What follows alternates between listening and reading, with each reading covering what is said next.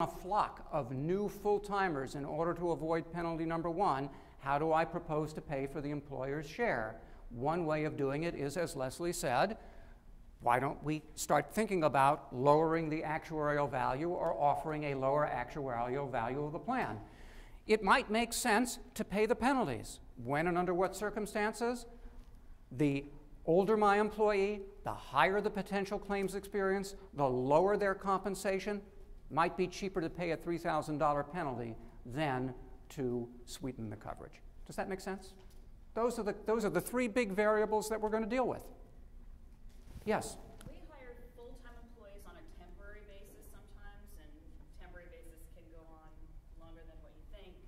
That's not really seasonal, but they don't qualify for benefits. I mean, how do you deal with that? Well, I'm going to hire employees. I call my new hires, I call them probationary. If they're regularly scheduled to work more than 30 hours a week, they're full-time. It doesn't matter if they're so you've got to give them benefits. There's no way to get out of the benefits. That is correct. By calling them temporary. You can call them whatever you want.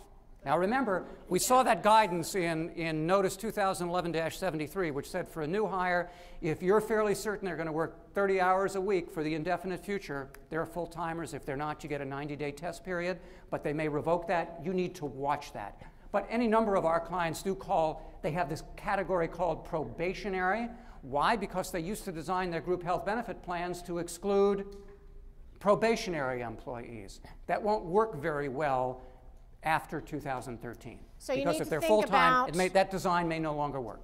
You need to be thinking about full-time employees versus 1099 employees versus employees you get through a staffing organization versus employees that might be part of a PEO. You just have to decide whose responsibility it is to provide benefits to different classes of employees. Well, staffing service employees are not your employees.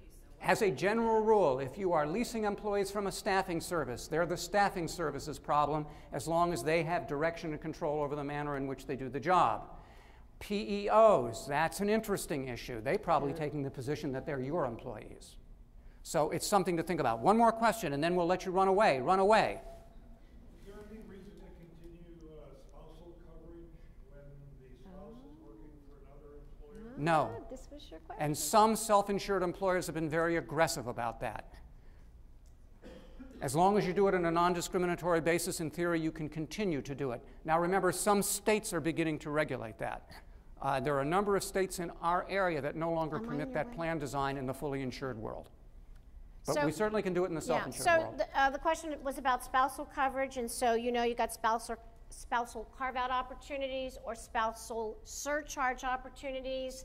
We're thinking more recently we like the surcharge better than the carve-out because it brings some funding into your plan. Right. Just think about that because we're worried that as our plans have more and more singles, we have less and less premium to play with. And so just think about that piece of it. I see people scurrying to write notes on this. If anybody wants the full-size slide deck, I was just trying to be as green as I could and not print out 87 pages of paper, and every time I do a seminar and I try and go green, y'all yell at me and you say, I needed the slide deck to take notes. So that's why you have the thumbnail the little version. miniature ones. This was a Vision Tech. This is free preventive healthcare service. There you go. If you can read it, you're fine. But if I you see can't, you writing see notes. these guys in the front row. I am happy to send this to you, make your life easier. Bill and I will hang out here for a while. We are right at 9:30. We are so good. We are so good. We are right at 9:30. And so those of you who need to leave, feel free. You cannot insult us under any circumstances.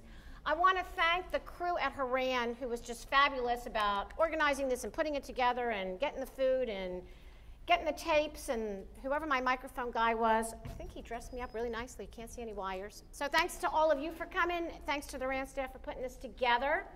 We are officially concluded. Oh, Chris Huggard asked you at the beginning to fill out the survey. So fill out